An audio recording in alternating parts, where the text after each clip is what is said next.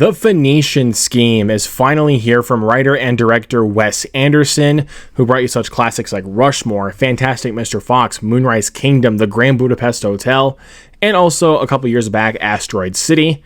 And like always, in every Wes Anderson film, there's a star-studded cast here. You got Benicio del Toro, Michael Cera, Tom Hanks, Bryan Cranston, Scarlett Johansson, Jeffrey Wright.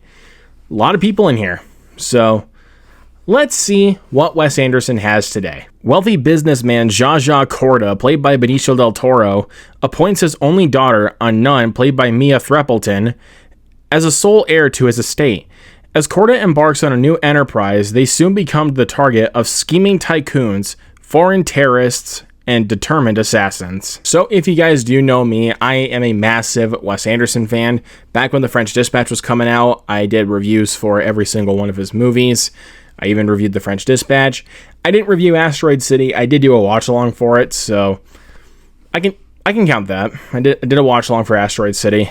So I love Wes Anderson. I love his style. I love his style, like not just like direction or cinematography or just production, but also his style of comedy. I think he's got a really funny and quirky sense of humor. So when I saw the trailer for this, I was immediately hooked because I was like, this seems pretty interesting for Wes Anderson because never really gets to do much, like assassin type flicks. And I think this one, it definitely has his style for sure, but it's kind of an assassin flick. So walking into this one, I saw this movie with my mom yesterday at the time of recording, and I gotta say, I had a really, really great time with this movie.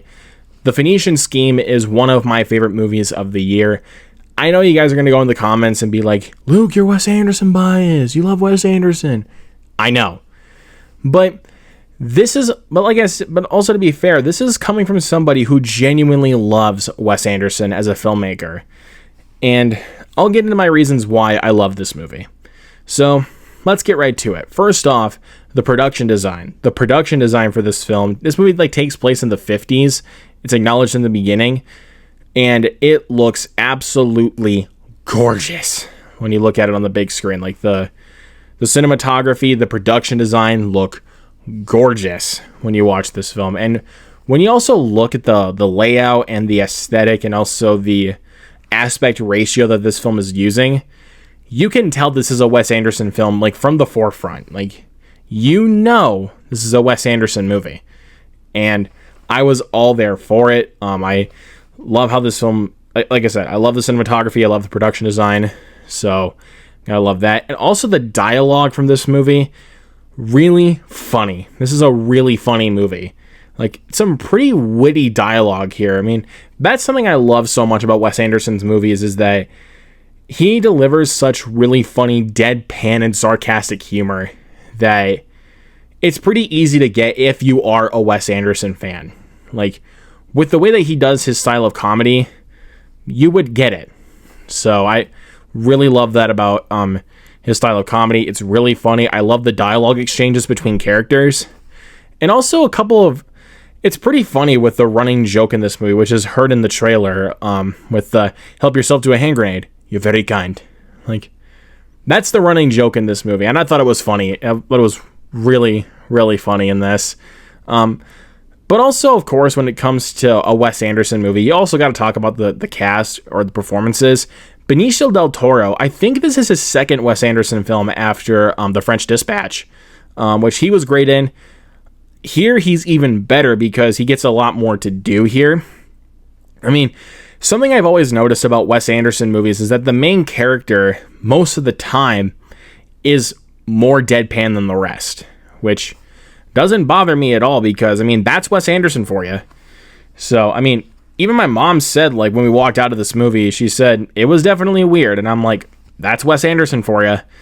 So that's something. But Benicio del Toro, he gets a lot more to do in this movie, and I think he does a fantastic job here.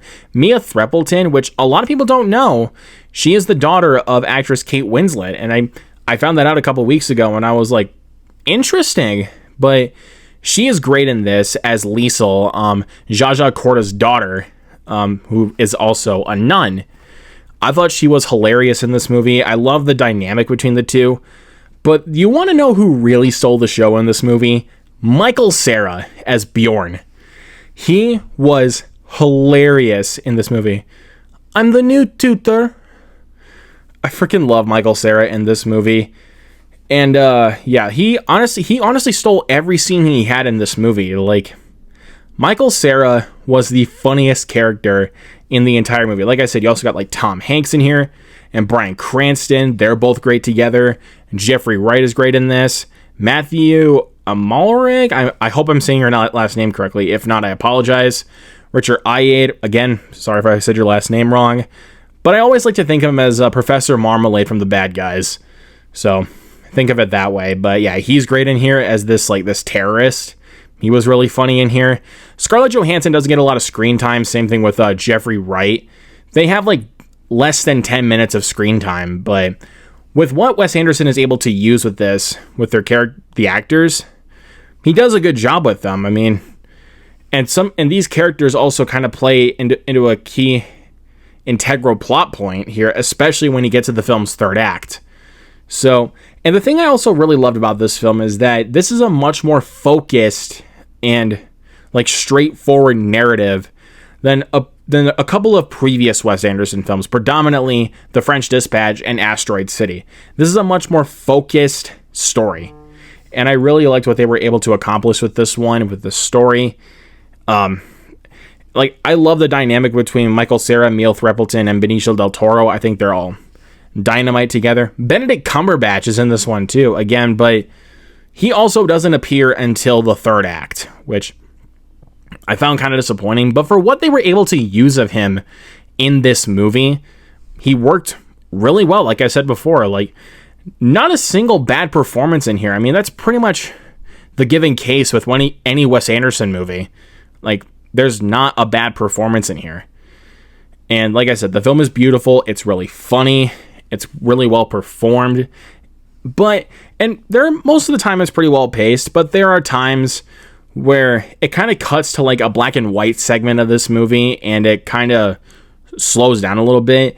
And there's also like these like business guys that want to try to take down Corda Enterprises, which whenever it kind of like jumps around like that, it doesn't bore me, but the pacing kind of feels off a little bit whenever they kind of jump back and forth with that. When it goes to like these business guys that want to take Zsa Zsa down, and then it goes to Zsa Zsa trying to close the gap with these other business dealers, and then it cuts to like a really interesting like black and white segment. It's interesting where it leads to, and it's also a pretty interesting climax, and this is a bit darker than I would expect for a Wes Anderson movie. Like, it's pretty dark at times, which was awesome to see. But like I said, the pacing a little bit just kind of feels a bit off. I mean, I wasn't like bored by this movie. I mean, because I really loved it. But like the thing was, whenever it came to like them kind of like jumping back and forth between a couple of different things in this, kind of started to really slow down the pacing a little bit. But overall, as a pure Wes Anderson fan, I love The Phoenician Scheme. It's one of my favorite movies of the year, and I highly recommend you guys go see it in a movie theater. I'm going to give The Phoenician Scheme an A. Like I said, for Wes Anderson purists like myself, go see this movie. But let me know what you thought of The Phoenician Scheme down in the comment section below. And also, if you've seen all of Wes Anderson's movies, what is your ranking? Let me know that as well down in the comments below. Or just what is your favorite Wes Anderson movie? Let me know that in the comments.